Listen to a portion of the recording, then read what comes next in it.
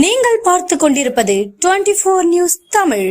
தமிழர் கட்சியின் தலைமை ஒருங்கிணைப்பாளர் சீமான் சென்னையில் தடையை மீறி ஆர்ப்பாட்டத்தில் ஈடுபட்டவரை கைது செய்ததை கண்டித்து அக்கட்சியினர் நாகை புதிய பேருந்து நிலையம் அருகே சாலை மறியல் போராட்டம். போக்குவரத்து பாதிப்பு, குண்டுகட்டாக தூக்கி போலீசார் கைது செய்தனர்.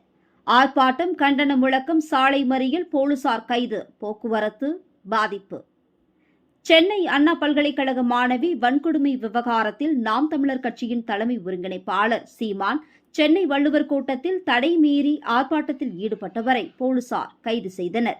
அதனை கண்டித்து உடனடியாக அவரை விடுதலை செய்ய வலியுறுத்தியும், பாலியல் குற்றவாளி மீது உரிய நடவடிக்கை எடுக்க வலியுறுத்தியும் நாம் தமிழர் கட்சியின் மண்டல செயலாளர் அப்பு அகஸ்டின் அற்புதராஜ் தலைமையில் நாகை புதிய பேருந்து நிலையத்தில் அக்கட்சியினர் 100க்கும் மேற்பட்டோர் காவல்துறையையும் தமிழக அரசையும் கண்டித்து கண்டன கோஷங்களை எழுப்பி ஆர்ப்பாட்டத்தில் ஈடுபட்டனர். அப்போது அனுமதியின்றி போராட்டத்தில் ஈடுபட்ட அவர்களை கைது செய்வதாக தெரிவித்த வெளிப்பாளையம் காவல் ஆய்வாளர் சுப்ரியா தெரிவித்தபோது ஆத்திரமடைந்தவர்கள் அங்கு சாலை மறியல் போராட்டத்தில் ஈடுபட்டனர். காவல்துறையில் வாகனத்தில் ஏற அறிவுறுத்தியும் அவர்கள் மறுத்ததால் போராட்டக்காரர்களை குண்டுகட்டாக தூக்கி வாகனத்தில் ஏற்றி கைது செய்து அவர்களை தனியார் மண்டபத்தில் அடைத்தனர்.